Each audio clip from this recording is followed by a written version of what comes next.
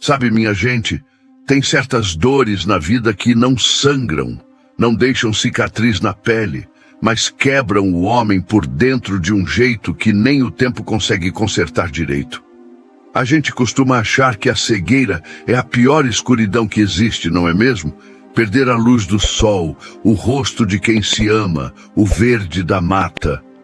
Mas eu vou lhes contar uma verdade dura, dessas que a gente só descobre quando a vida dá uma rasteira.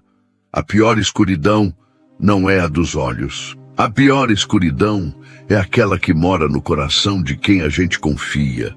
É a escuridão da ingratidão, do interesse, da falsidade que sorri na nossa frente e apunhala pelas costas.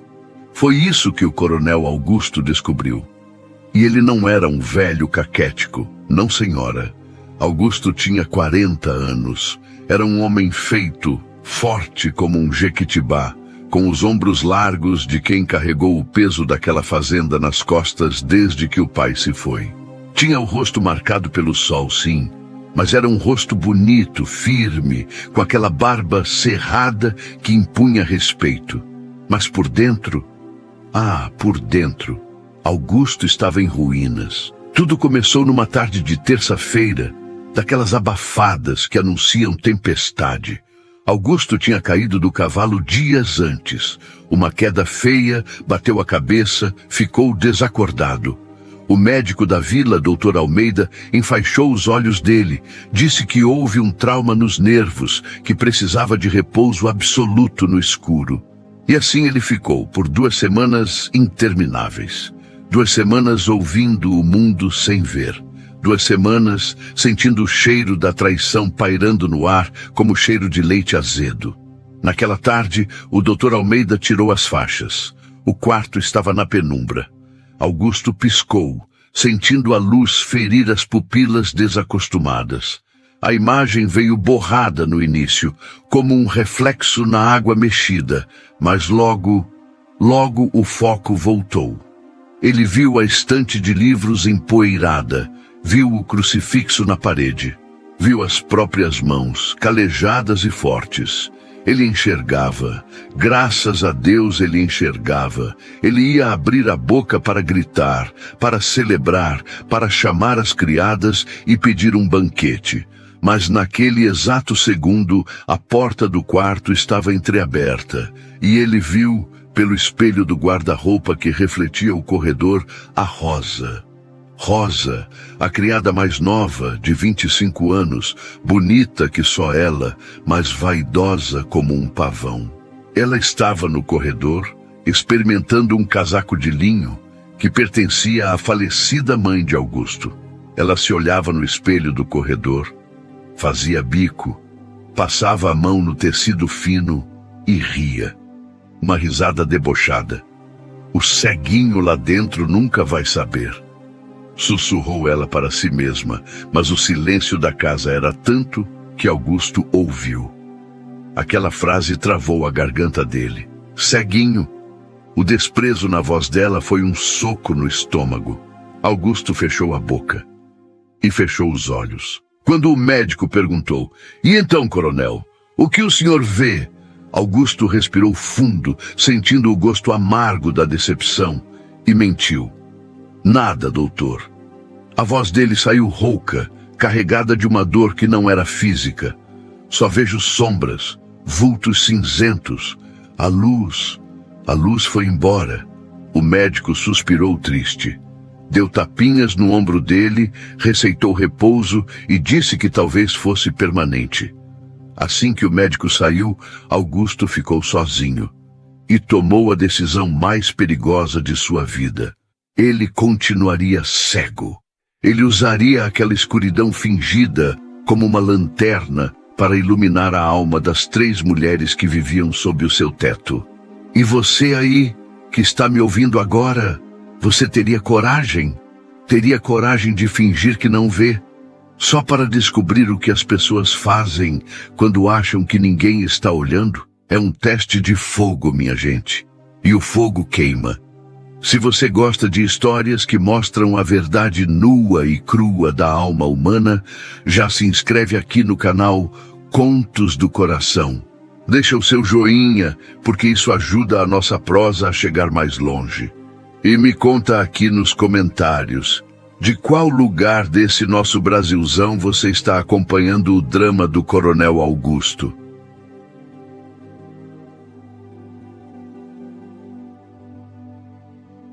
Pois bem, a vida na Fazenda Santa Fé mudou naquele dia. Augusto passou a viver sentado na poltrona da sala ou na varanda, sempre com óculos escuros, a bengala de madeira de lei apoiada nas pernas.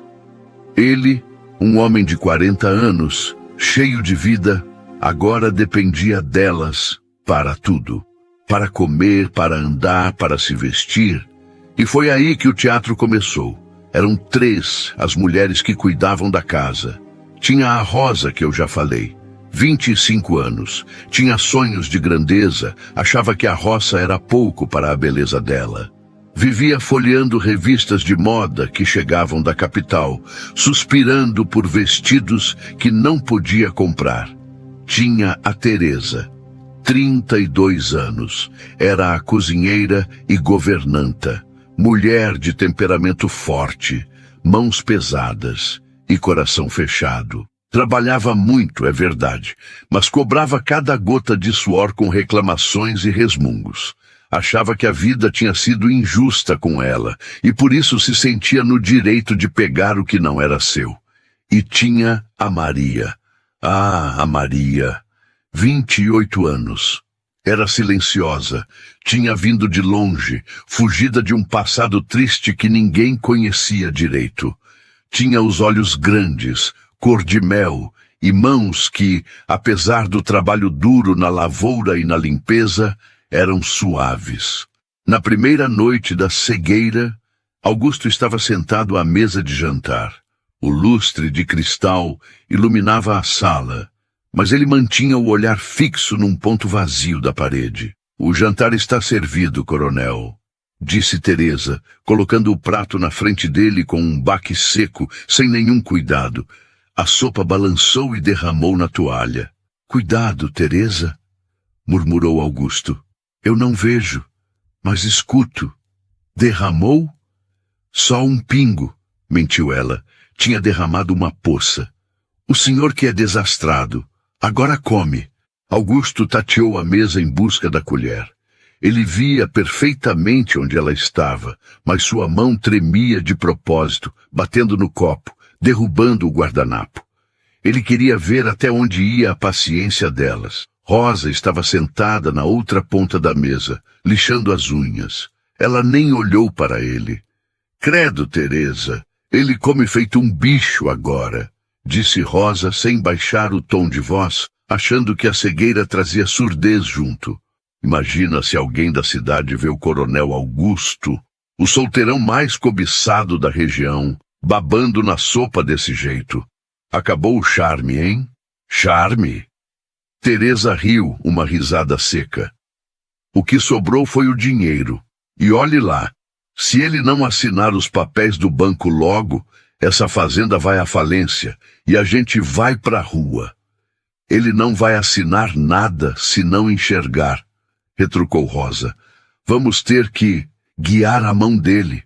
Augusto sentiu o sangue ferver nas veias. Ele apertou o cabo da colher com tanta força que os nós dos dedos ficaram brancos.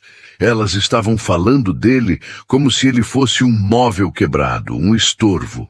Ele, que sempre pagou os salários em dia, que deu teto, que deu remédio quando adoeceram.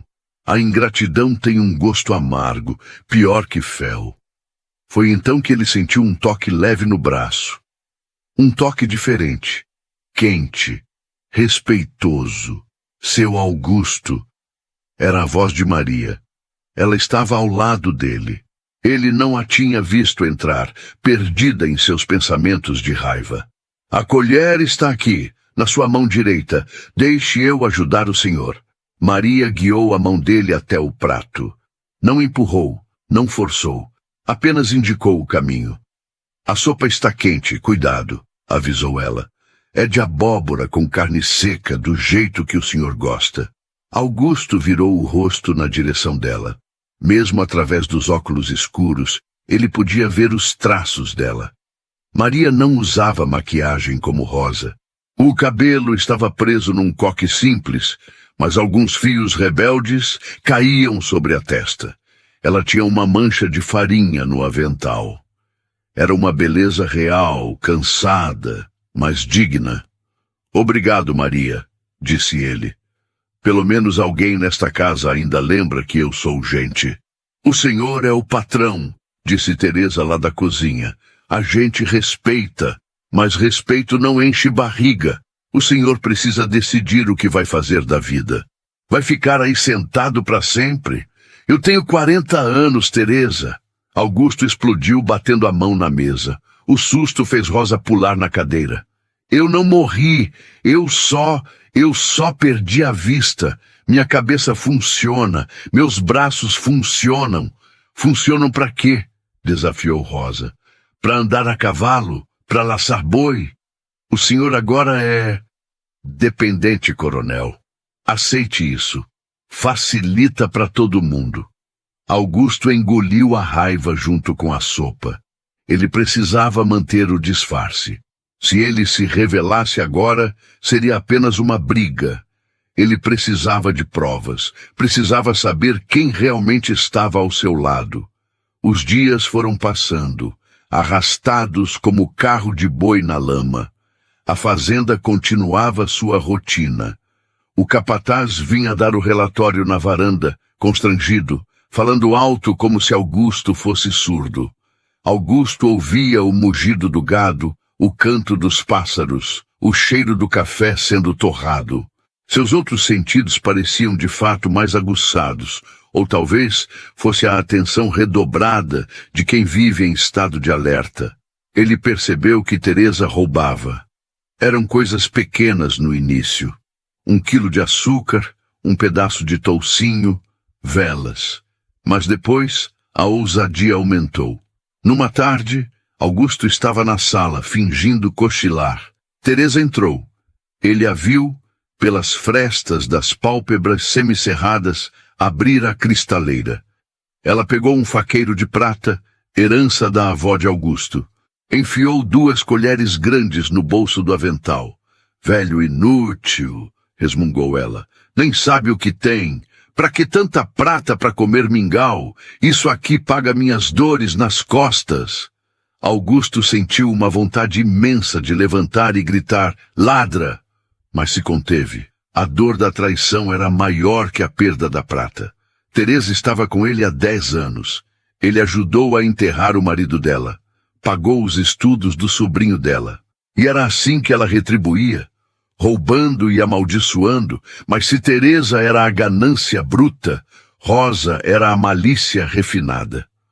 Rosa percebeu que Augusto, apesar da cegueira, ainda era um homem de 40 anos, viril e rico. Ela começou a jogar um jogo perigoso. Certa manhã, Augusto estava no escritório, tentando ouvir as contas que o contador lia para ele. Rosa entrou trazendo água. Ela dispensou o contador com um gesto brusco. Pode deixar, seu Matias. Eu cuido do coronel agora. Quando ficaram sozinhos, Rosa se aproximou. Augusto sentiu o perfume dela, doce demais, enjoativo. Ela se inclinou sobre a mesa, propositalmente perto dele. Coronel. A voz dela mudou, ficou aveludada, cheia de segundas intenções. Deve ser tão solitário aí nessa escuridão, um homem forte como o senhor, precisando de carinho. Ela tocou o ombro dele, descendo a mão pelo peito. Augusto viu, por baixo dos óculos, o decote do vestido dela. Ela estava se oferecendo, não por amor, não por desejo, mas por poder. Ela queria ser a dona da fazenda, queria ser a senhora coronel. Eu estou bem, Rosa, disse ele, afastando-se sutilmente, sentindo um nojo profundo. A solidão é boa para pensar. Pensar em quê? Ela insistiu, passando a mão no cabelo dele. O senhor precisa de uma mulher jovem, bonita, que cuide de tudo. Que seja seus olhos. Eu posso ser seus olhos, Augusto. Ela tirou o coronel e usou o nome dele, uma intimidade que não lhe fora dada. Você é uma funcionária, Rosa, cortou ele seco. E eu sou seu patrão. Mantenha o respeito. Rosa recuou, furiosa. A rejeição feriu seu orgulho. Respeito? Ela sibilou. O senhor devia me agradecer por eu ainda olhar para um aleijado. O senhor acha que alguma mulher de verdade vai querer um homem que precisa de guia para ir ao banheiro? O senhor vai morrer sozinho, Augusto, sozinho e no escuro. Ela saiu batendo a porta, deixando o perfume barato e o veneno de suas palavras no ar. Augusto tirou os óculos por um instante e esfregou os olhos. As lágrimas queriam vir, mas ele não deixou. Homem não chora, dizia seu pai, mas a alma chora. E como chora?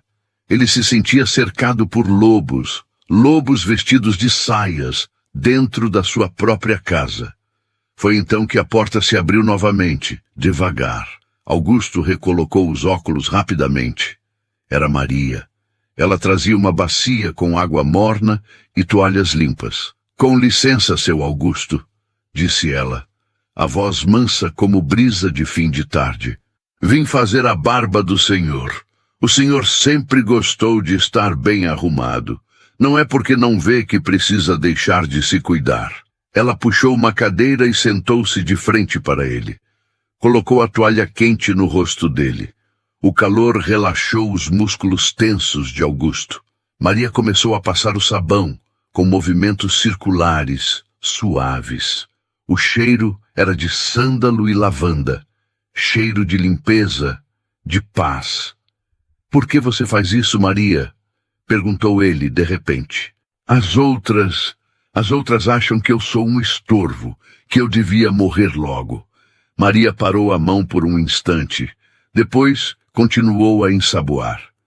As pessoas dão o que têm no coração, seu Augusto. Quem tem amargura, dá amargura. Quem tem ganância, dá desprezo. E você? O que você tem? Eu tenho gratidão, respondeu ela, simples. Quando eu cheguei aqui, fugida, com medo, sem ter onde cair morta, o Senhor não me perguntou nada.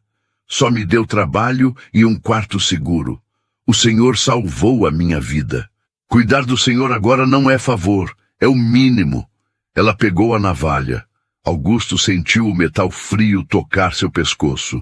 Ele estava totalmente vulnerável.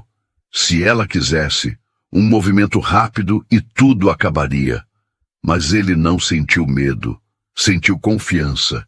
Enquanto ela raspava a barba dele, com uma precisão incrível, ela começou a cantarolar baixinho. Uma cantiga antiga, de ninar. Augusto fechou os olhos de verdade dessa vez. Não para fingir, mas para sentir. Aquele momento, aquela proximidade, aquele cuidado sem interesse, aquilo tocou numa ferida que ele nem sabia que tinha aberta. A ferida da falta de afeto. Ele percebeu que, nos seus 40 anos de vida, sempre comprou o carinho que recebia. Com presentes, com dinheiro, com status, mas aquilo não tinha preço. Maria, ele sussurrou. Sim, patrão. Você acha que eu vou ficar assim para sempre? Inútil. Maria limpou o rosto dele com a toalha úmida. Ela segurou o rosto dele entre as mãos por um segundo. O senhor não é inútil. O senhor é o dono dessa terra. É o homem que plantou aquele cafezal todo. A força do senhor não está nos olhos. Está aqui. Ela tocou o peito dele, no lado do coração. E se os olhos não voltarem, eu empresto os meus para o senhor. Eu descrevo o pôr do sol, descrevo a cor do café maduro, descrevo o rosto dos seus netos quando eles vierem um dia. O senhor nunca vai estar no escuro enquanto eu estiver aqui. Augusto sentiu um nó na garganta.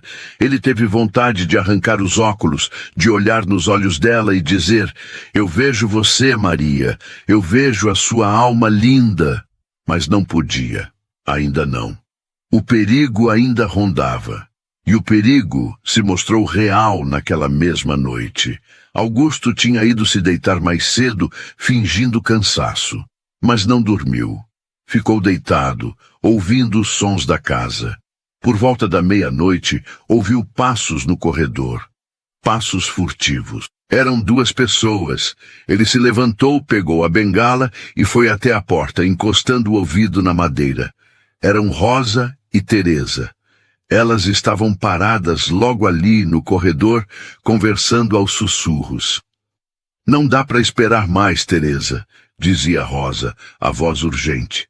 O primo dele, aquele advogado da cidade, chega amanhã. Se a gente não fizer nada, ele assume a fazenda e manda a gente embora. E o que você quer fazer? Perguntou Teresa. Matar o homem? Eu roubo, mas não mato. Não, sua burra. Não precisa matar. Rosa riu baixo, uma risada fria. A gente vai declarar ele incapaz. Louco. O trauma na cabeça. A gente diz que ele está variando, que está agressivo, que tentou me atacar. Atacar você? Teresa duvidou. É a minha palavra contra a de um cego. Quem vai duvidar de uma moça indefesa? A gente interna ele num sanatório, Teresa, longe daqui.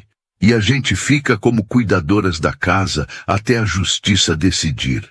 Dá tempo de limpar o cofre, vender as joias, vender o gado e sumir no mundo com o dinheiro. E a Maria? Perguntou Teresa. Aquela sonsa não vai deixar. Ela dorme na porta do quarto dele, feito um cão de guarda. A Maria? Rosa fez uma pausa. A Maria vai ter um acidente amanhã, no rio.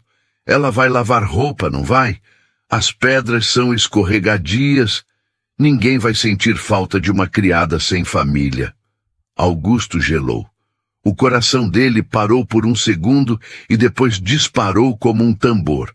Elas não queriam apenas o dinheiro dele. Elas iam destruir a vida dele. E pior, iam matar Maria. A única pessoa que o amava de verdade estava marcada para morrer na manhã seguinte. Augusto apertou a bengala.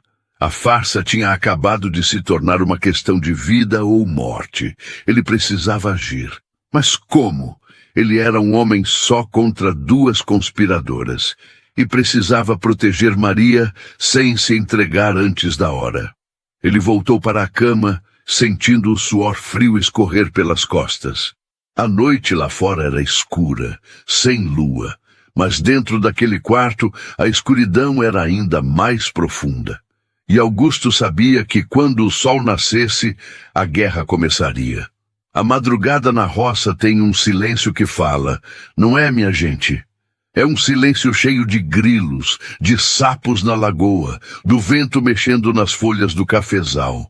Mas para o coronel Augusto, aquele silêncio era um grito. Deitado na cama larga de jacarandá, ele olhava para o teto escuro, os olhos bem abertos, ardendo de insônia e de raiva. O corpo de 40 anos, acostumado à lida bruta, pedia ação. Seus músculos estavam tensos, prontos para pular da cama, arrombar a porta do quarto de Rosa e Teresa e expulsá-las debaixo de chicote. Mas a mente de Augusto, afiada pela dor da traição, sabia que a força bruta não resolveria aquela tocaia.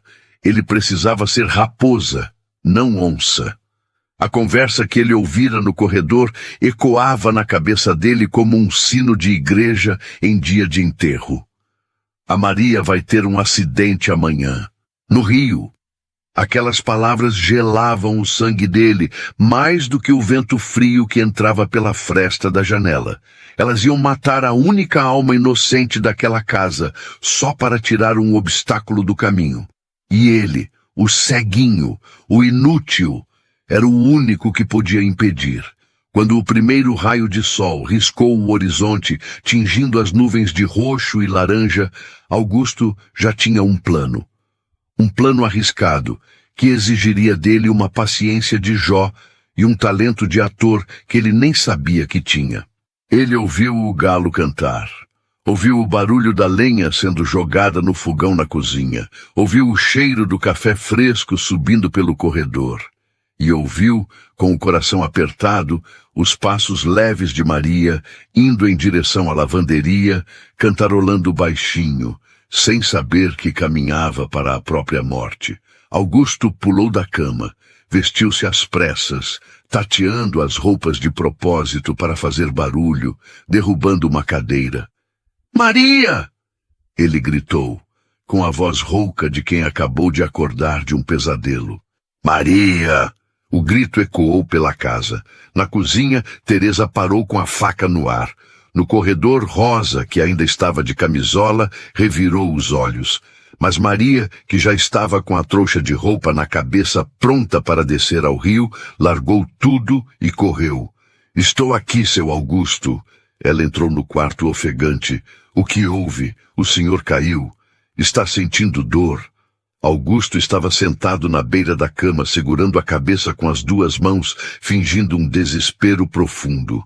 "Um sonho, Maria. Um sonho terrível." Ele mentiu, mas a tremedeira nas mãos era real, causada pela adrenalina.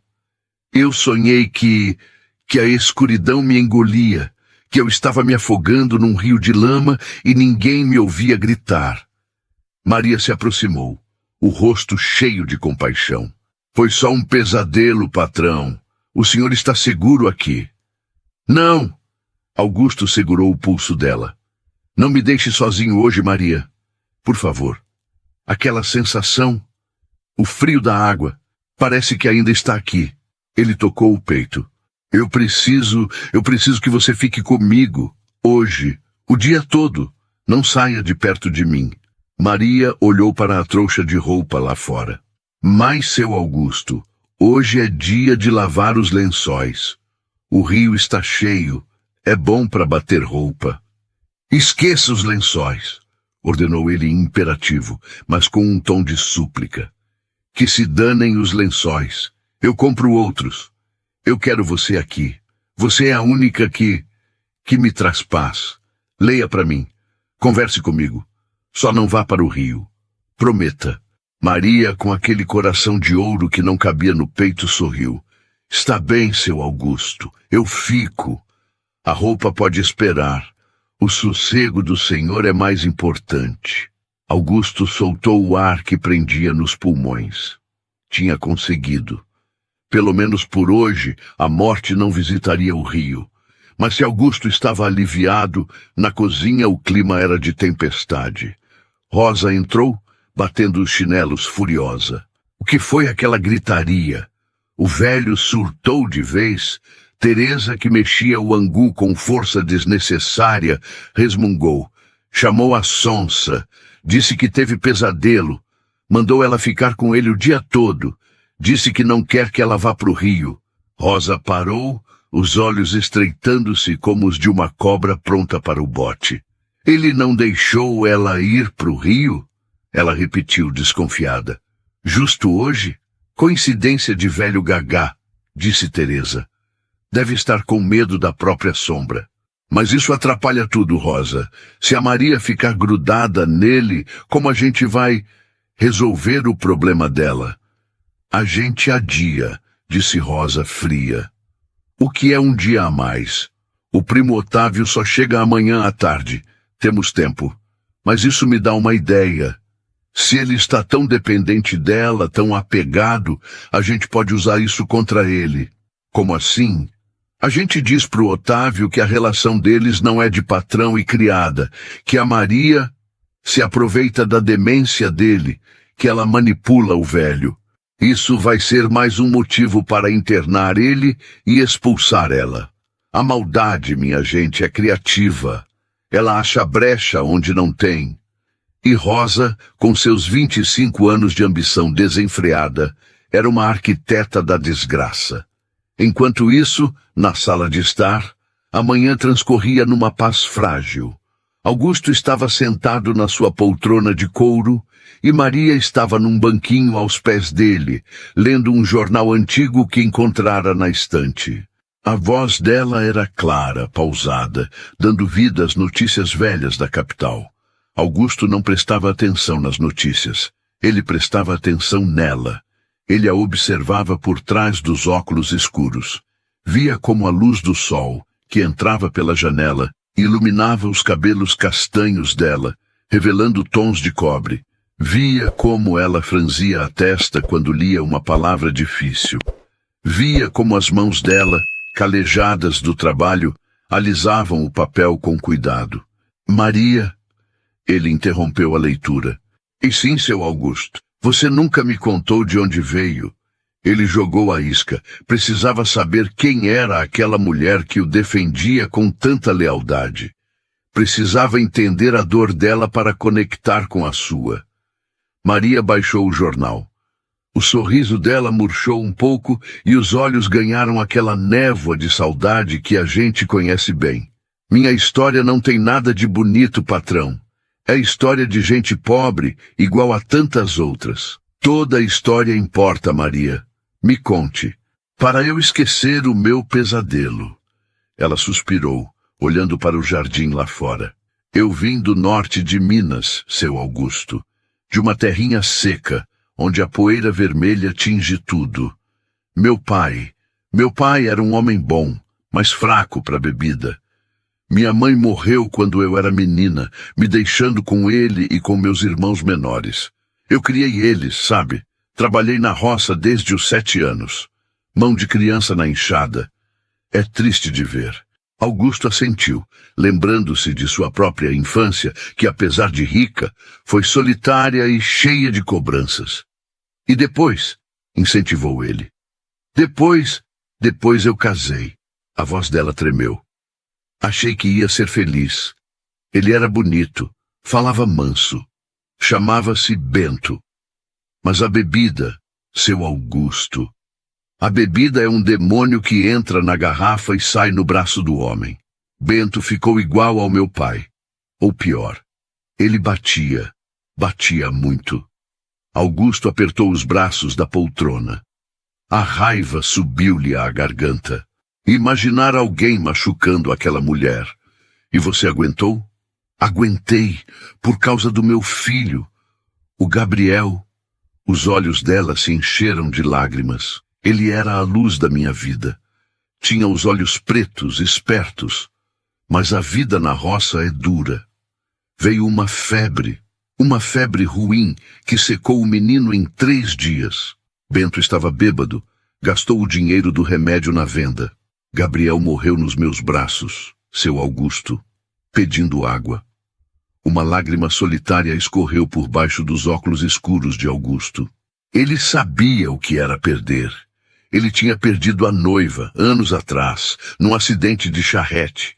Tinha perdido a fé nas pessoas.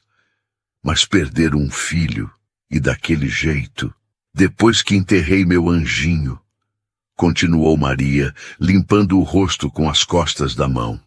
Eu peguei minha trouxa e fugi. Andei dias, pedi carona, dormi no mato, até chegar aqui, quando o senhor me deu emprego, sem perguntar do meu passado, sem me julgar.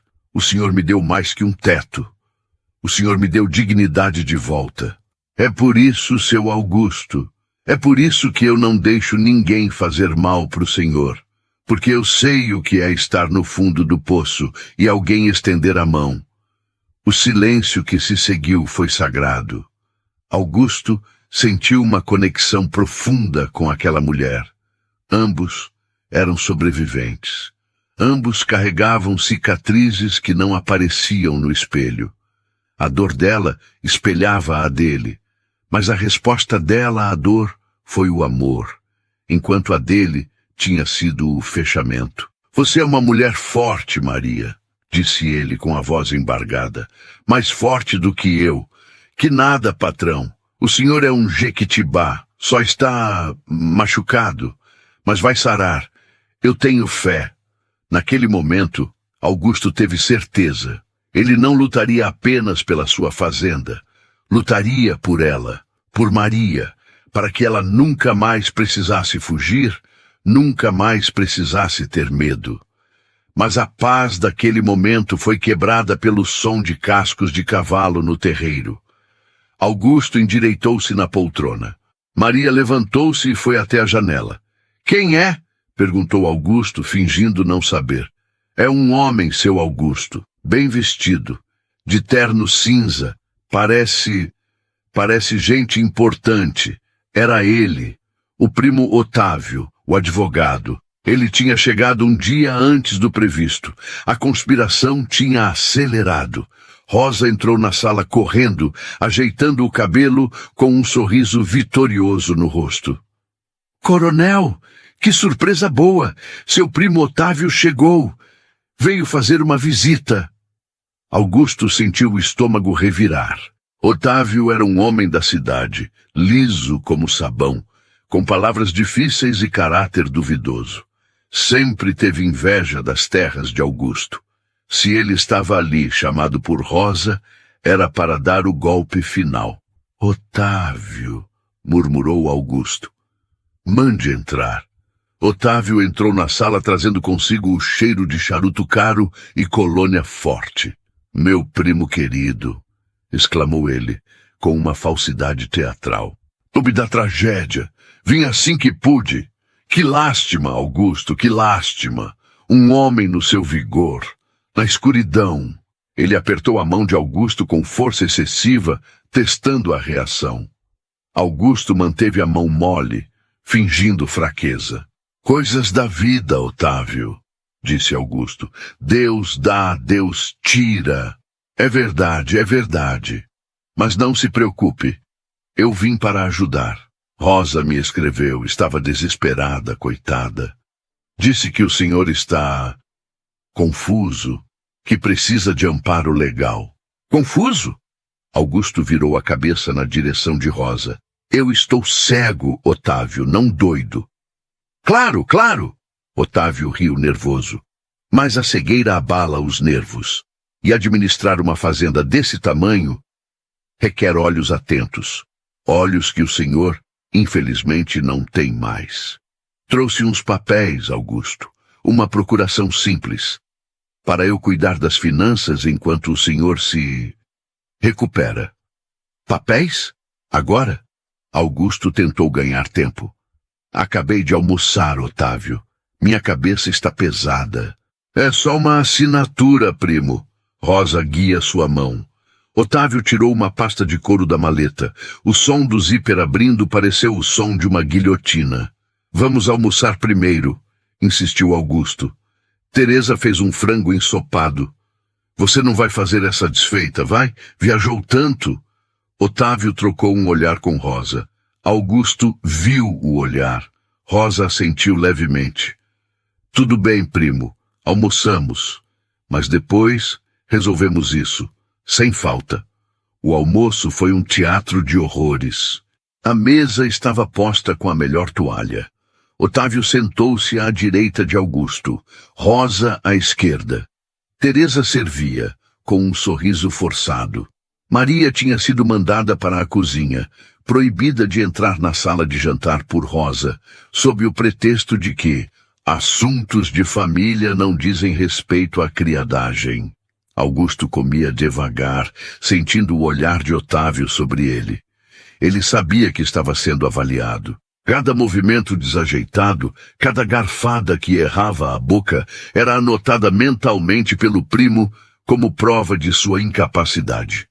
O vinho está ótimo, elogiou Otávio.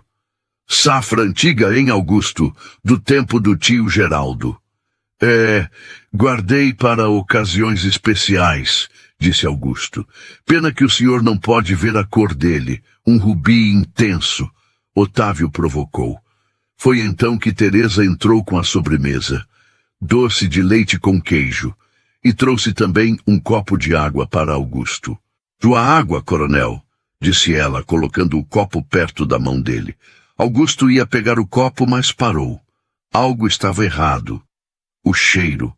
Havia um cheiro muito sutil, quase imperceptível, misturado à água. Cheiro de amêndoas amargas. Ele conhecia aquele cheiro. Era um sedativo forte usado para acalmar cavalos chucros. Se ele bebesse aquilo, apagaria em minutos. E acordaria... Onde? num sanatório, ou talvez nunca mais acordasse. Ele olhou para o copo através dos óculos escuros. Viu, boiando na superfície, um resíduo minúsculo de pó branco que não tinha dissolvido completamente. Eles não iam esperar a assinatura. Iam dopá-lo ali mesmo, na frente de Otávio, para provar que ele estava tendo um ataque, ou que estava fora de si. "O que foi, primo? Não vai beber?" perguntou Otávio, observando a hesitação dele. Está morna", mentiu Augusto. "Teresa, traga água fresca, do filtro de barro. Essa aqui está choca." "É frescura de velho", resmungou Teresa, pegando o copo de volta. Mas a mão dela tremeu. Ela sabia o que tinha ali. "Traga logo", ordenou Rosa. "O primo Otávio tem pressa." Teresa foi até a cozinha. Augusto sabia que ela voltaria com o mesmo copo, talvez com uma pedra de gelo para disfarçar, ou com outro copo batizado. Ele estava encurralado. Se recusasse beber de novo, pareceria paranoico, o que ajudaria na tese de loucura. Se bebesse, estava perdido. Ele precisava criar uma distração. Algo grande. De repente, um grito veio da cozinha. Um grito de dor e barulho de louça quebrando. "Ai, meu Deus, me queimei." Era a voz de Maria. Augusto não pensou. O instinto falou mais alto que o disfarce. Ele se levantou da cadeira num pulo, derrubando a cadeira para trás com estrondo. "Maria!" Ele gritou e correu em direção à cozinha. Ele correu sem tatear. Correu desviando da quina do aparador, desviando da cadeira de Otávio, desviando do tapete. Otávio, Rosa e Teresa, que voltava com a água, ficaram paralisados. Eles viram o cego correr com a agilidade de um gato, sem bater em nada, direto para a porta da cozinha. Augusto entrou na cozinha. Maria estava perto do fogão, segurando a mão queimada, chorando. Uma panela de água fervendo tinha virado. "Deixe eu ver!" Augusto pegou a mão dela, examinando a queimadura com olhos atentos, focados, preocupados. "Está vermelho, mas não fez bolha. Vamos colocar na água fria." Ele a levou até a pia, abriu a torneira e colocou a mão dela sob o jato d'água. Só então, com o som da água correndo e o choro de Maria diminuindo, é que Augusto percebeu o silêncio mortal que vinha da sala de jantar. Ele congelou. Ele tinha corrido. Ele tinha desviado dos móveis. Ele tinha olhado para a queimadura. Lentamente, ele se virou para a porta da cozinha. Lá estavam eles. Otávio de pé, com a boca aberta. Rosa, pálida como cera, e Teresa segurando o copo envenenado com os olhos arregalados de terror. A farsa tinha caído, não do jeito que ele planejou, mas do jeito que o destino quis. "Você", balbuciou Otávio, apontando o dedo trêmulo. "Você enxerga." Augusto soltou a mão de Maria, endireitou a postura, estufou o peito largo de 40 anos e tirou os óculos escuros, jogando-os sobre a mesa da cozinha. O barulho dos óculos batendo na madeira foi o som do gongo iniciando o último round. Seus olhos castanhos, duros e frios como aço, cravaram-se nos 3 traidores. "Sim, Otávio", disse Augusto com uma voz que fez a cozinha tremer. "Eu enxergo, e o que eu estou vendo aqui é muito pior do que qualquer escuridão." O silêncio na cozinha era tão pesado que parecia ter cheiro, minha gente. Cheiro de medo, cheiro de culpa, cheiro de pólvora prestes a explodir, mesmo sem haver arma nenhuma ali. Augusto estava parado no meio do cômodo com o peito arfando, os olhos castanhos brilhando com uma lucidez terrível. Ele parecia maior do que realmente era. A postura curvada do ceguinho tinha desaparecido, dando lugar à coluna ereta do coronel, do homem que domava cavalos e enfrentava tempestades. Maria, ainda com a mão debaixo da água corrente, olhava para ele como se estivesse vendo uma aparição. O homem que ela cuidou, que ela guiou, que ela protegeu, ele via tudo. E naquele momento, ela não sentiu raiva pela mentira. Ela sentiu alívio, porque os olhos dele, fixos nos traidores, eram escudos que a protegiam. Otávio foi o primeiro a recuperar a fala, embora a voz dele saísse fina, esganiçada, perdendo toda a pose de advogado importante. Você estava fingindo esse tempo todo? Ele gaguejou, recuando até encostar na mesa de madeira maciça. Isso é doentio, Augusto. Augusto deu um passo à frente. O som da bota dele no chão de ladrilho hidráulico ecoou como um trovão. Doentio? A voz de Augusto era baixa, mas cortante como navalha. Doentio é o que eu vi e ouvi nesta casa, Otávio. Doentio é ver a mulher que eu paguei para cozinhar minha comida. Ele apontou para Teresa, que tremia tanto que a água no copo envenenado balançava. Tentar me dar veneno de rato misturado com água. Doentio é ver a moça que eu acolhi como filha. Ele fuzilou Rosa com o olhar. Planejar me internar num hospício para roubar o que é meu. Doentio, meu primo, é ver meu próprio sangue, você, vir aqui com um sorriso no rosto e uma pasta cheia de mentiras para me enterrar vivo. Rosa tentou falar, tentou usar sua astúcia de sempre, mas as palavras morreram na garganta. Ela estava pálida, desmascarada. A vaidade dela não tinha onde se esconder diante daquela verdade nua e crua. Eu ouvi tudo, continuou Augusto implacável. Ouvi o plano do rio, ouvi o plano do sanatório, ouvi os deboches, ouvi o barulho da prata sendo roubada da cristaleira. Vocês acharam que a escuridão me deixaria burro.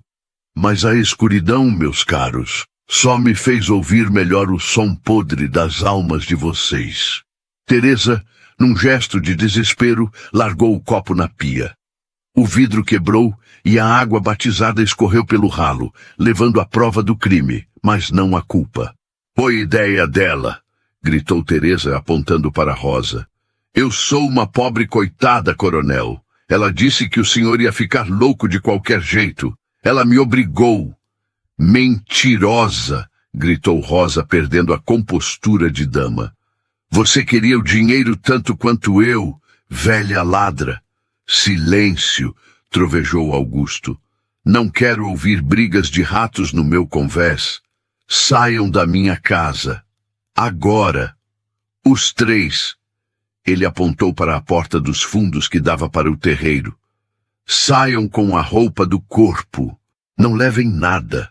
Se eu souber que falta um alfinete nesta casa, eu chamo o delegado e conto sobre a tentativa de envenenamento. E eu tenho testemunha. Ele olhou para Maria. A Maria viu o copo. A Maria viu o pó. Otávio, que até então estava acuado, começou a recuperar a cor. O cérebro dele, treinado nas artimanhas da lei e da distorção, começou a trabalhar rápido. Ele ajeitou o colarinho, limpou o suor da testa e soltou uma risada curta, nervosa, mas arrogante. Delegado? Otávio desencostou da mesa. Você vai chamar o delegado, Augusto? E vai dizer o quê? Que fingiu ser cego por semanas? Que enganou a todos, inclusive o médico? Que espionou mulheres trocando de roupa? Que fez um teatro psicótico? Augusto estreitou os olhos. Vou dizer a verdade, a sua verdade, corrigiu Otávio, ganhando confiança. Mas a verdade jurídica, meu primo, é outra. Sabe o que eu vejo aqui? Eu vejo um homem instável. Um homem que sofreu um trauma na cabeça e agora está tendo delírios de perseguição. Um homem que finge deficiência. Isso é sintoma clássico de demência, Augusto. Paranoia. Saia daqui, Otávio, repetiu Augusto, fechando os punhos. A vontade de quebrar a cara do primo era imensa, mas ele sabia que a violência física só daria razão a ele. Eu não vou sair, disse Otávio, cruzando os braços. Na verdade, eu vim preparado para isso. Rosa me avisou que você estava agressivo. Otávio levou 2 dedos à boca e deu um assobio agudo, estridente. O som cortou o ar da tarde. Imediatamente, a porta da cozinha se abriu com violência. 2 homens enormes, vestidos com roupas brancas de enfermeiros, mas com caras de capangas de bordel, entraram. Eram brutamontes, com braços grossos como troncos de aroeira. Augusto recuou um passo, surpreso. Ele não esperava aquilo. — O que é isso? Perguntou ele. — Isso é a providência, primo, sorriu Otávio, cruel. Eu trouxe reforços do sanatório Bom Jesus, caso o paciente resistisse. E veja só, o paciente está resistindo, está violento, ameaçando a família, fingindo milagres de cura. Vocês não podem fazer isso, gritou Maria, esquecendo a dor na mão queimada e se colocando na frente de Augusto. Ele é o dono da casa, ele está são. Vocês são bandidos. Um dos enfermeiros empurrou Maria com facilidade, jogando-a contra a parede como se ela fosse uma boneca de pano. Não toque nela, rugiu Augusto. O coronel avançou. Ele tinha 40 anos e a força de um touro. Ele acertou um soco no queixo do primeiro enfermeiro, que cambaleou para trás, derrubando uma prateleira de panelas. O barulho de cobre batendo no chão foi ensurdecedor, mas eram 2 contra 1. E Otávio também entrou na briga. Enquanto Augusto lutava com o segundo enfermeiro, tentando se desvencilhar de um abraço de urso, Otávio pegou um rolo de macarrão pesado que estava sobre a mesa e covardemente acertou as costas de Augusto. O golpe foi forte. Augusto soltou um gemido de dor e caiu de joelhos. — Segurem ele! Gritou Rosa, histérica, vendo a chance de virar o jogo. — Amarrem ele! Ele é louco! Ele ia nos matar! Os enfermeiros pularam sobre Augusto. Ele lutou, minha gente. Lutou como um leão cercado por hienas. Chutou, mordeu, tentou se levantar. Mas a força bruta e a traição pesaram mais. Em poucos minutos, Augusto estava no chão, com as mãos amarradas para trás, com uma corda grossa de sisal, o rosto pressionado contra o ladrilho frio da cozinha que ele mesmo construiu. Ele estava ofegante, sujo, humilhado, mas seus olhos ainda queimavam. — Isso não vai ficar assim, Otávio, rosnou ele, cuspindo sangue de um corte na boca. — Eu vou sair. E quando eu sair... — Você não vai sair, primo, disse Otávio, agachando-se perto dele, limpando a poeira do terno impecável. O sanatório Bom Jesus tem muros altos, e o diretor é um grande amigo meu. Você vai receber tratamento, muito tratamento, choques, banhos frios, até esquecer essas suas fantasias de perseguição, até assinar o que precisa ser assinado. Otávio levantou-se e olhou para Rosa e Teresa. — Arrumem as coisas dele. Vamos levá-lo agora. A carruagem está lá fora. — E ela? — perguntou Rosa, apontando para Maria, que estava encolhida no canto, chorando, segurando a mão queimada. Otávio olhou para Maria com desprezo. — Ela? Ela não é ninguém. Uma criada sem família, sem documentos, sem testemunhas. Quem vai acreditar nela? Ele se aproximou de Maria. — Escute bem, moça. Você vai pegar suas trouxas e vai sumir daqui. Se eu vir você nesta fazenda, ou na vila, ou abrindo essa boca para falar qualquer coisa, eu digo para o delegado que você era cúmplice da loucura dele, que você ajudava a maltratar a família, e você vai presa, entendeu? Maria olhou para Augusto, amarrado no chão. O olhar dele era de súplica, não por ele, mas por ela. — Vá, diziam os olhos dele. Fuja, salve-se. Mas Maria, a Maria, ela tinha a teimosia de quem já perdeu tudo e não tem mais medo de perder nada. Ela não respondeu a Otávio. Ela apenas olhou fundo nos olhos dele, com um silêncio que incomodou o advogado mais do que qualquer grito. "Levem ele!" ordenou Otávio, irritado com aquele olhar. Os enfermeiros levantaram Augusto à força e o arrastaram para fora da cozinha. "Maria!" gritou Augusto enquanto era levado. "Não desista! A verdade aparece! Não desista!" A voz dele foi sumindo pelo corredor, abafada pelos gritos de Rosa dando ordens e pelo barulho da confusão. Maria ficou sozinha na cozinha destruída. Panelas no chão, vidro quebrado, água derramada, a cadeira tombada. O silêncio voltou, mas agora era um silêncio de morte. Ela sentiu a mão queimada latejar, sentiu o corpo doer da pancada na parede, mas, estranhamente, não sentiu vontade de fugir. Ela se levantou, devagar, foi até a pia, lavou o rosto com a água fria, enxugou as lágrimas. Eles achavam que tinham vencido. Achavam que a força bruta e a lei dos homens podiam apagar a luz da verdade. Mas eles esqueceram de uma coisa. Esqueceram que Maria era mãe que perdeu filho, e uma mãe que perde filho não teme o inferno, porque já viveu nele. Ela olhou pela janela e viu a carruagem preta se afastando na estrada de terra, levando Augusto, o homem que a tratou com dignidade, o homem que fingiu ser cego para ver quem ela era, e que acabou vendo a própria alma nela. "Eu não vou fugir, seu Augusto", sussurrou ela para o vento. "Eu vou trazer o Senhor de volta, nem que eu tenha que ir a pé até o inferno." Ela saiu da cozinha, mas não foi para o portão da estrada. Ela foi para os fundos, para o estábulo. Lá estava o Ventania, o cavalo favorito de Augusto, um animal arisco que só obedecia ao dono.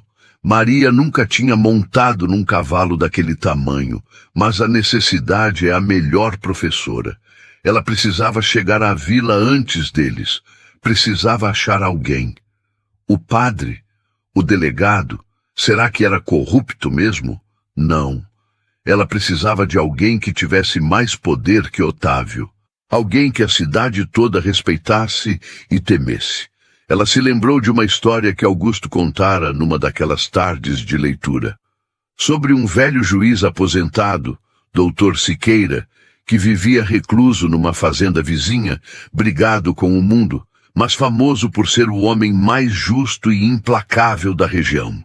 Diziam que ele não se vendia nem por ouro, nem por medo. Era uma chance em 1000. O velho juiz podia expulsá-la a tiros. Podia não acreditar nela, mas era a única chance. Maria subiu no caixote, agarrou a crina do Ventania e, com um esforço sobre-humano, montou. O cavalo relinchou, estranhando o peso leve, mas, como se sentisse a urgência da missão, não corcoveou. "Vamos, garoto", disse ela, acariciando o pescoço do animal. "Pelo seu dono." E assim, enquanto a carruagem de Otávio seguia pela estrada principal, levando um homem preso injustamente, uma mulher simples, montada num cavalo gigante, cortava caminho pelo meio do mato, galopando contra o tempo, contra a lei dos homens maus e contra o próprio destino. A chuva começou a cair de novo, grossa e pesada, lavando o rastro dos pneus da carruagem, mas não a determinação de Maria. A guerra pela fazenda Santa Fé tinha acabado de mudar de campo. E a arma de Maria não era a força nem a astúcia, era a fé. E a fé, minha gente, move montanhas e derruba muros de sanatórios. A chuva, minha gente, não é só água que cai do céu. Às vezes ela é o choro do mundo, e naquela tarde o mundo chorava grosso sobre a estrada de terra vermelha que ligava a fazenda Santa Fé à propriedade isolada do juiz Siqueira. O barro virou sabão. As árvores se curvavam como se estivessem rezando, açoitadas pelo vento. E no meio desse dilúvio, um vulto pequeno montado num cavalo negro rasgava a tempestade. Maria nunca tinha sentido tanto frio na vida. A roupa estava encharcada, colada no corpo, pesando 1 tonelada. O cabelo, solto da trança, chicoteava seu rosto, misturando-se com a chuva e as lágrimas. Mas ela não sentia frio. Por dentro, um fogo queimava. O fogo da indignação, o fogo da promessa. Aguenta, ventania, sussurrava ela no ouvido do animal, que resfolegava, soltando fumaça pelas narinas. O cavalo, acostumado com a mão firme de Augusto, parecia entender que aquela mulher leve em seu lombo carregava um peso maior que o do próprio dono, o peso da vida dele.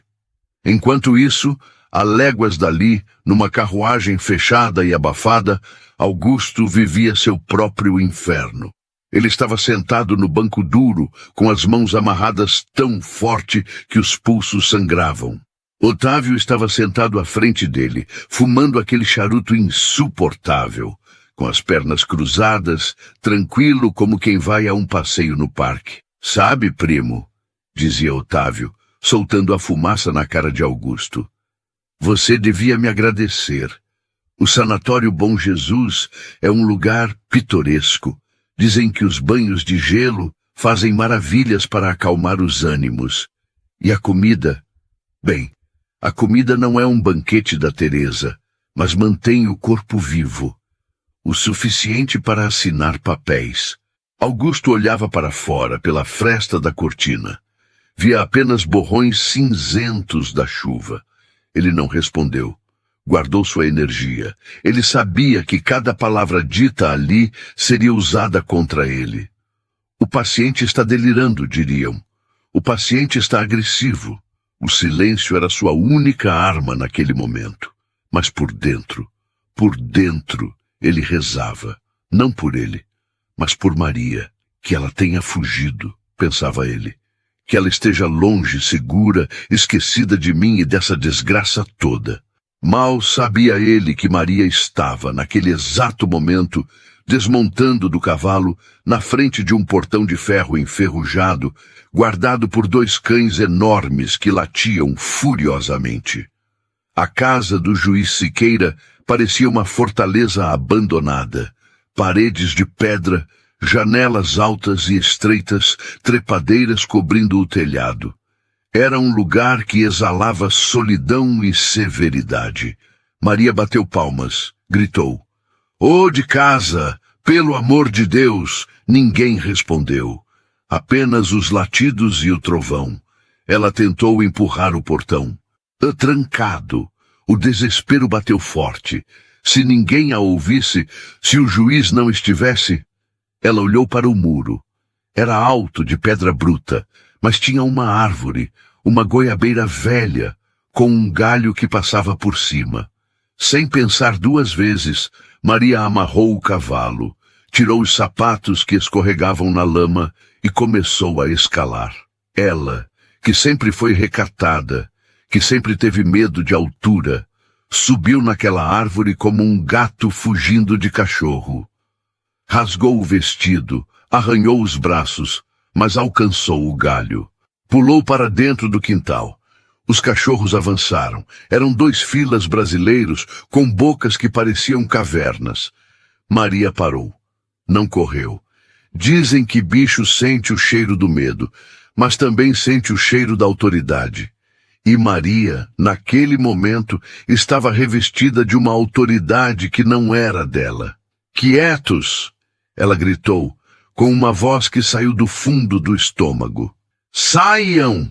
Os cães pararam, surpresos. Talvez fosse o cheiro de chuva, ou talvez fosse a loucura nos olhos daquela mulher pequena. Eles rosnaram, mas não atacaram. Maria correu até a porta maciça de madeira e esmurrou com os 2 punhos. "Doutor Siqueira, abra! É vida ou morte!" A porta se abriu com um rangido lento. Um homem velho apareceu.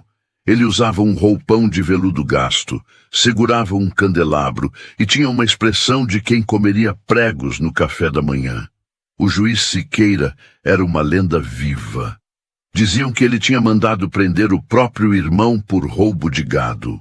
Ele olhou para Maria, suja, molhada, descalça, sangrando, com um misto de curiosidade e irritação. "Quem é você?"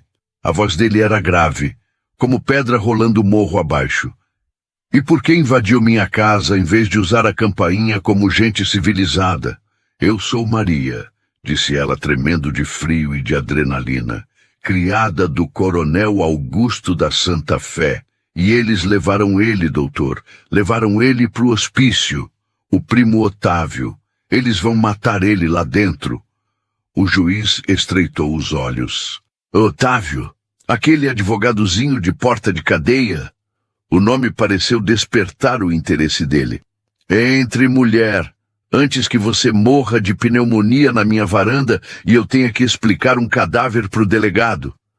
A sala do juiz era um labirinto de livros, pilhas e pilhas de processos, códigos, leis, espalhados pelo chão, pelas mesas, pelas cadeiras. Cheirava a papel velho e tabaco. Ele apontou uma cadeira para Maria, mas ela continuou em pé. Água escorria dela, formando uma poça no tapete persa. "Conte essa história direito", ordenou ele, sentando-se em sua poltrona de couro. "E seja breve, minha paciência é curta." Maria contou tudo. Contou do acidente, da cegueira, da traição de Rosa e Teresa, do fingimento de Augusto. Quando ela chegou na parte do fingimento, o juiz soltou uma risada seca. "O Augusto fingiu ser cego." Ele balançou a cabeça. "Aquele teimoso sempre foi desconfiado, mas genial. Continue."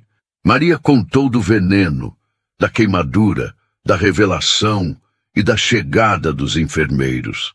"Eles disseram que ele é louco, doutor, porque ele fingiu. Disseram que é paranoia. E o Otávio tem os papéis. Ele vai tomar tudo." O juiz Siqueira ficou em silêncio por um longo tempo. O único som era o tic-tac de um relógio de pêndulo na parede. Ele olhava para Maria, analisando cada gesto, cada tremor. Ele julgou homens a vida inteira. Sabia reconhecer um mentiroso a quilômetros de distância. E sabia reconhecer a verdade, principalmente quando ela vinha suja de lama e cheia de amor. "E você?" perguntou ele de repente. "O que você ganha com isso? Se o Augusto for internado, você se livra de um patrão exigente. Pode ir embora. Por que arriscar o pescoço invadindo minha casa?" Maria ergueu o queixo. "Porque ele foi o único que me viu quando eu era invisível, doutor. E porque a justiça não pode ser cega de verdade. O senhor é juiz. O senhor sabe o que é certo." O velho Siqueira levantou-se. A carranca dele se desfez por um segundo, dando lugar a algo parecido com respeito. "Eu sou juiz aposentado, minha filha. Minha caneta não tem mais tinta oficial." O coração de Maria despencou. "Mas", continuou ele, caminhando até um armário de vidro onde guardava uma coleção de bengalas, "eu ainda tenho muitos amigos e muitos devedores. E o diretor do sanatório Bom Jesus me deve um favor muito grande de uns 10 anos atrás. Um favor que envolveu abafar um escândalo, digamos, delicado. Ele pegou uma bengala com castão de prata, pesada, imponente. E tem outra coisa. Eu detesto o Otávio. Aquele sujeito tentou subornar meu escrivão uma vez. Eu prometi que um dia ensinaria a ele a diferença entre a lei e a malandragem. Ele tocou um sino na mesa. Um criado apareceu imediatamente. "Januário, prepare a charrete, a coberta, vamos sair." "Com essa chuva, doutor?" Espantou-se o criado. "Com essa chuva, com granizo, com o diabo a 4. E traga minha capa e a espingarda de caça. Só para garantir que os cachorros do sanatório sejam educados." Ele se virou para Maria. "Você vem comigo, menina. Você vai ser minha testemunha." E vai ver como a justiça funciona quando um velho rabugento resolve sair da aposentadoria. Enquanto isso, a carruagem de Otávio chegava aos portões do sanatório Bom Jesus. Era um lugar lúgubre, com muros altos cobertos de musgo e janelas com grades de ferro. O grito de algum paciente ecoava ao longe, misturando-se ao vento. Augusto foi retirado da carruagem aos empurrões. Ele estava encharcado, com frio, mas mantinha a cabeça erguida. Bem-vindo à sua nova casa, primo, disse Otávio, abrindo o guarda-chuva apenas para si mesmo. O diretor do sanatório, um homem baixo e calvo, com óculos fundo de garrafa, esperava na porta. Doutor Otávio, tudo pronto. Ala de isolamento já está preparada. Camisa de força, sedativos, o tratamento padrão para casos agressivos. Ótimo, disse Otávio. Quero que ele assine a procuração amanhã de manhã. Façam o que for preciso para ele estar cooperativo. Augusto olhou para o diretor. Eu não sou louco. Sou vítima de um golpe. Se o senhor me internar, será cúmplice de sequestro. O diretor riu, uma risada sem alegria. Todos dizem isso, coronel. Todos dizem. Vamos, entrem. Está frio aqui fora. Eles empurraram Augusto para dentro do corredor escuro, com cheiro de éter e urina. O som da porta de ferro se fechando atrás deles foi como o som de um caixão sendo pregado. Augusto foi levado para uma sala branca, sem janelas. Tiraram as cordas, mas apenas para colocar a camisa de força. Ele lutou, é claro, mas a exaustão e a fome cobraram seu preço. Em minutos, ele estava imobilizado, sentado numa cadeira aparafusada no chão. Otávio entrou na sala, triunfante. Viu como é fácil, Augusto? O mundo lá fora não se importa. Aqui dentro você é só um número, um louco. E eu sou o dono da Santa Fé. Ele se inclinou perto do ouvido de Augusto. Amanhã, Rosa e Teresa vão começar a vender o gado. E eu vou vender as terras. Vamos dividir tudo e sumir, e você vai ficar aqui babando até o fim dos seus dias. Augusto fechou os olhos. A esperança era uma chama quase apagada. Ele pensou em Maria. Espero que ela esteja longe, repetiu em pensamento. Foi quando um estrondo veio da entrada principal. Gritos, latidos e uma voz de trovão que Augusto conhecia de antigas audiências na vila. Onde está o diretor deste chiqueiro? A porta da sala de isolamento se abriu com um chute. Não eram enfermeiros, era o juiz Siqueira, molhado, com a capa preta esvoaçante, segurando sua bengala como um cetro real. E atrás dele, pequena, suja, mas com os olhos brilhando como estrelas, estava Maria. O diretor do sanatório veio correndo atrás, pálido como um fantasma. Doutor Siqueira, o senhor não pode entrar aqui assim. Isso é propriedade privada. Propriedade privada uma ova, gritou Siqueira. Isso aqui é um depósito de gente esquecida, e você está mantendo um homem são em cárcere privado. Otávio virou-se surpreso, mas tentou manter a pose. Juiz Siqueira, que honra! Mas o senhor está enganado. Este homem é meu primo, e ele está... Calha a boca, seu verme! Siqueira apontou a bengala para o peito de Otávio. Eu conheço seus truques desde que você roubava galinha no quintal da vizinha. Eu tenho aqui, ele apontou para Maria, uma testemunha ocular de tentativa de envenenamento, conspiração e sequestro. Testemunha? Otávio riu, nervoso. Uma criada? A palavra dela não vale nada. A palavra dela vale mais que a sua vida inteira, Otávio. Rebateu Siqueira. E a minha palavra vale alguma coisa? Porque eu estou dizendo que este homem sai daqui agora. E se você tentar impedir, eu juro que uso minha influência para garantir que você divida a cela com os piores criminosos desse estado. E você também, diretor. Quer que eu lembre daquele caso de 1910? O diretor engoliu em seco. O tal caso de 1910 era o seu calcanhar de Aquiles. Soltem ele, disse o diretor com a voz fraca. Soltem o coronel. Foi um mal-entendido. O doutor Otávio apresentou documentos. Eu fui enganado. Os enfermeiros, confusos, olharam para Otávio, depois para o diretor, depois para o juiz. A autoridade de Siqueira venceu. Eles correram para soltar as fivelas da camisa de força. Quando os braços de Augusto foram libertados, ele não avançou em Otávio, ele não gritou, ele apenas se levantou, massageando os pulsos doloridos e caminhou até Maria. Ela estava chorando agora. O alívio a fez desabar. Augusto parou na frente dela. Ele, o gigante de 40 anos. Ela, a pequena criada. Ele se ajoelhou. Ali no chão frio do sanatório, na frente do juiz, do primo corrupto e dos enfermeiros, o coronel Augusto se ajoelhou. Você foi ao inferno por mim, disse ele com a voz embargada.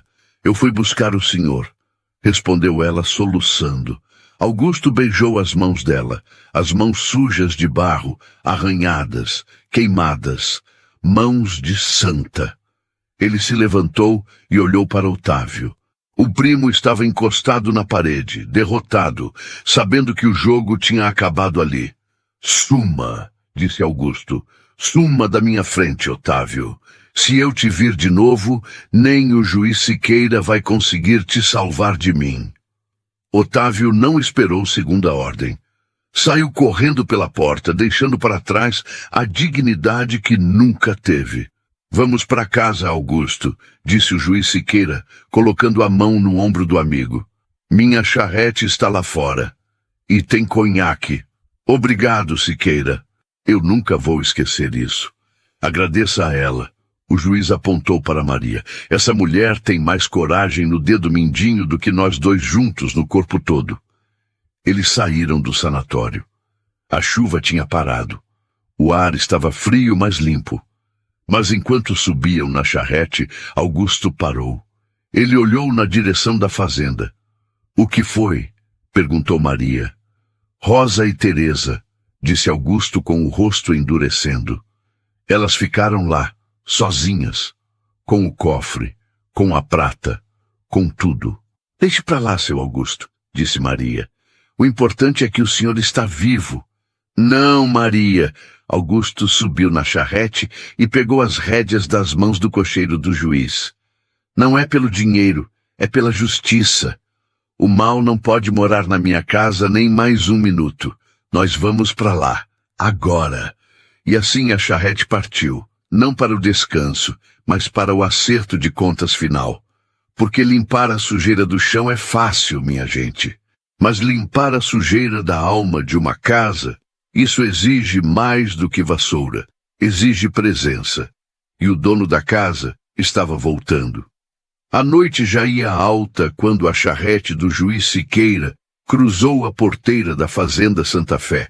A chuva tinha dado uma trégua, deixando para trás apenas o cheiro de terra molhada e o som das goteiras caindo das árvores. Mas a casa grande, a casa grande estava acesa como se fosse noite de festa. Luzes em todas as janelas, sombras correndo de um lado para o outro. Parecia um formigueiro alvoroçado antes da tempestade. Augusto desceu da charrete antes mesmo de ela parar totalmente. Suas botas afundaram na lama. Mas ele não sentiu. Ele caminhou até a porta da frente que estava escancarada.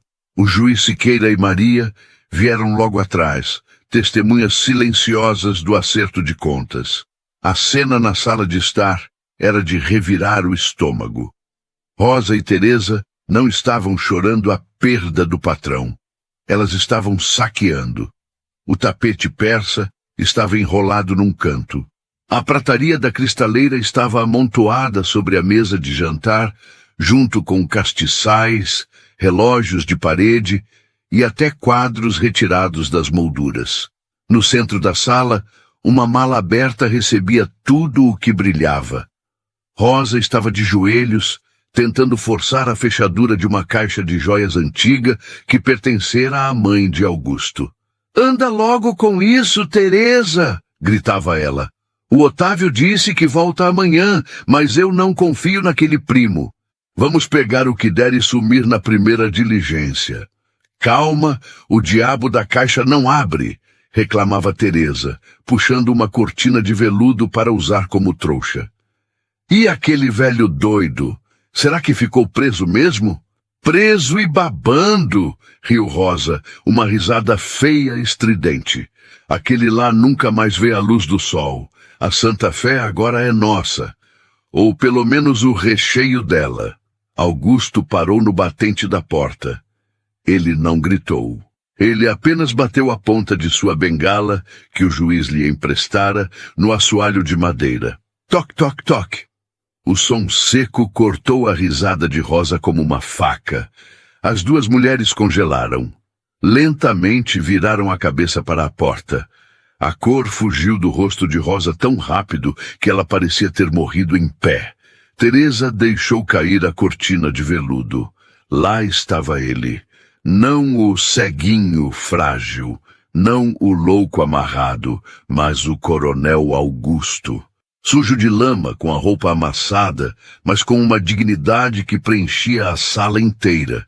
E atrás dele, a figura imponente do juiz Siqueira e a pequena, mas gigante, Maria. "A festa acabou", disse Augusto.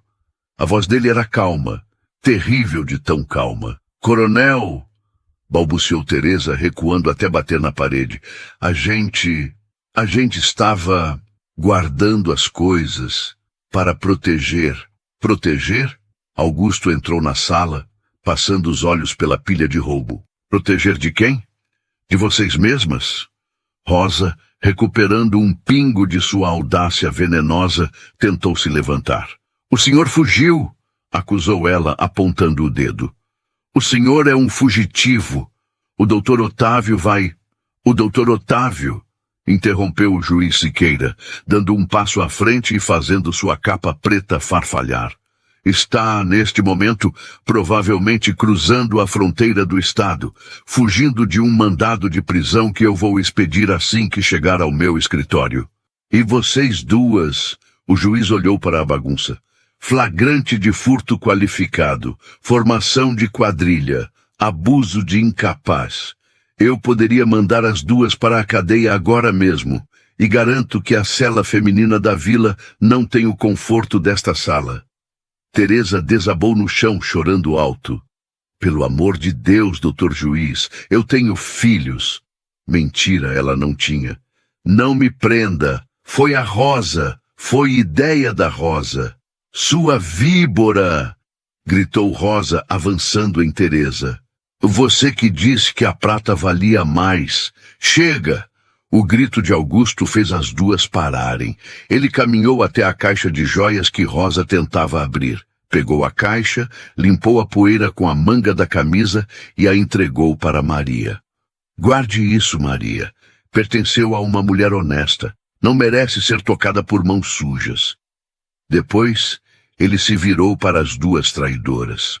"Eu não vou mandar vocês para a cadeia", disse Augusto. O juiz Siqueira ergueu uma sobrancelha, surpreso, mas não interferiu.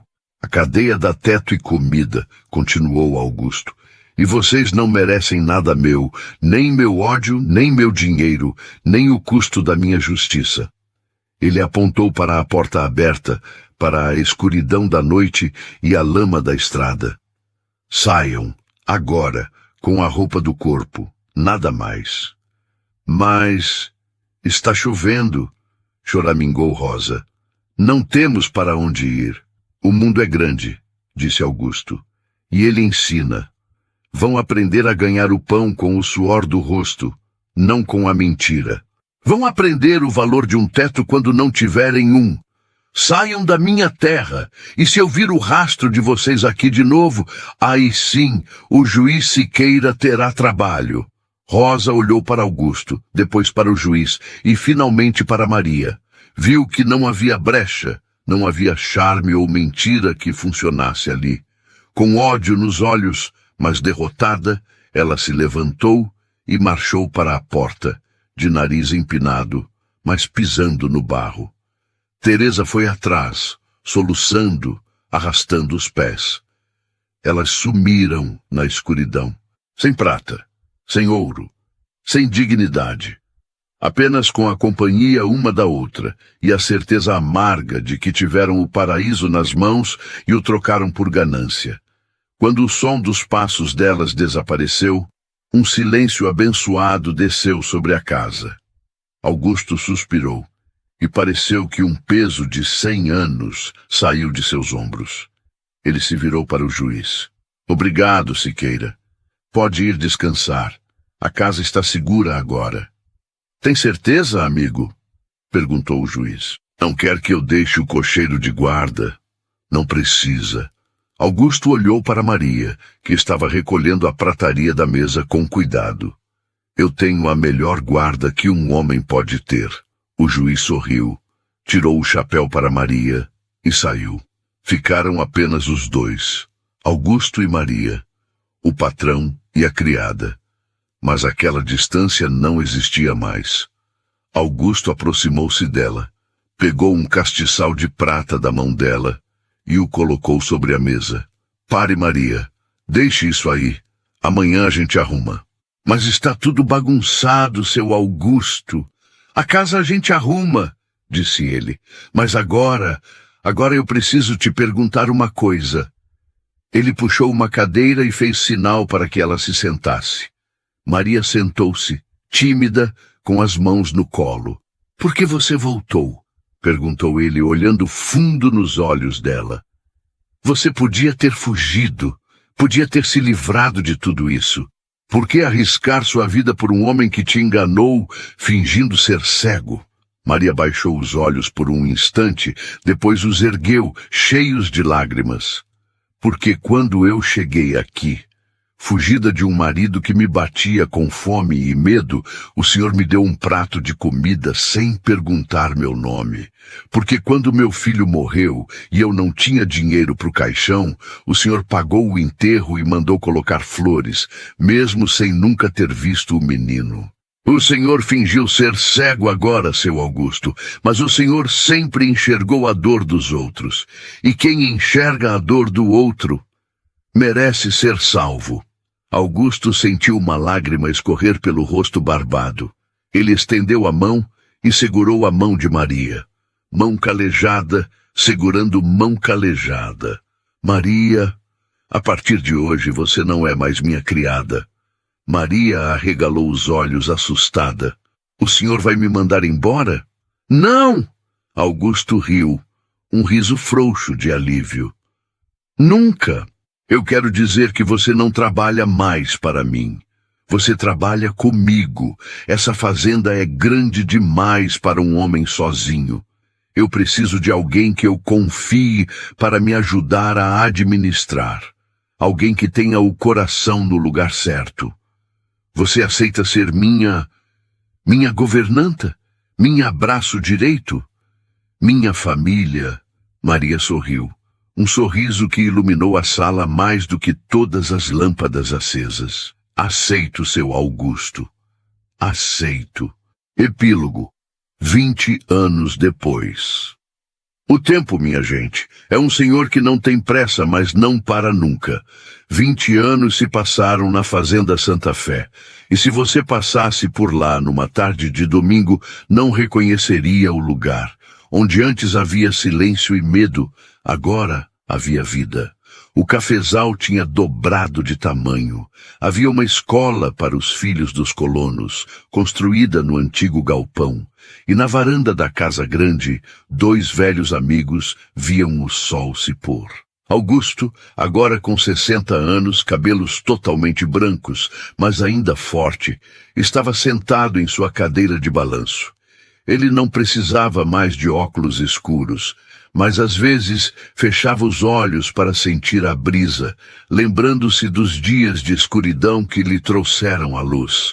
Ao lado dele, Maria, com seus 48 anos, elegante num vestido simples de algodão, bordava um pano de prato. Ela nunca se casou, nem ele. Mas eles não eram solitários. Eram companheiros de alma. Criaram juntos os filhos dos colonos, ajudaram a comunidade, construíram um legado de bondade que a região inteira respeitava. Está pensando no quê, Augusto? Perguntou Maria, sem tirar os olhos do bordado. Estava pensando naquele dia, respondeu ele, no dia em que tirei a venda. Já faz muito tempo. Faz. Mas a lição ficou. Sabe, Maria, eu precisei fingir que não via para descobrir quem realmente olhava por mim. A gente passa a vida correndo atrás de quem brilha, de quem fala bonito, de quem tem posse, e esquece de olhar para quem está do lado, segurando a bacia de água morna, fazendo a barba da gente com cuidado, enfrentando tempestade e cachorro bravo só para nos salvar. Maria sorriu e parou a agulha. O amor é silencioso, Augusto. Ele não faz alarde. Ele só fica. Ele fica. Augusto olhou para o horizonte, onde o sol dourava as montanhas de Minas Gerais. Ele respirou fundo o ar puro da sua terra, da sua casa, da sua vida reconstruída. Obrigado, Maria, disse ele baixinho. Pelo quê? Por ter tocado minha ferida com amor, e por ter me ensinado a ver. E assim, enquanto o sol se escondia e os grilos começavam sua sinfonia noturna, os dois ficaram ali em silêncio. Um silêncio que não era vazio, mas cheio de paz. A paz de quem sabe que, no final das contas, a única riqueza que a gente leva dessa vida é o amor que a gente deu e o amor que a gente recebeu. E quanto a Rosa e Teresa? Bem, dizem que foram vistas na capital, vivendo de pequenos golpes, sempre fugindo, sempre insatisfeitas, sempre sozinhas, porque a ganância é um buraco sem fundo, minha gente. Quanto mais você joga dentro, mais vazio ele fica. Mas na fazenda Santa Fé, o celeiro estava cheio, e o coração estava transbordando. E você, minha gente, já parou para pensar quem são as Marias da sua vida? Aquelas pessoas que estão ali, no dia a dia, na dificuldade, e que às vezes a gente não dá o devido valor? Não espere precisar de uma venda nos olhos para enxergar quem te ama de verdade. Se essa história tocou seu coração, se fez você lembrar de alguém especial, ou se te deu uma esperança nova, deixa seu gostei aqui embaixo. É um gesto simples, mas ajuda a nossa prosa a chegar em mais corações. E se inscreve no canal Contos do Coração. Ativa o sininho, porque aqui a gente não conta só histórias. A gente partilha a vida do jeitinho que ela é. Com dor, com luta, mas sempre, sempre com fé no recomeço. Fiquem com Deus. Um abraço apertado e até a próxima história.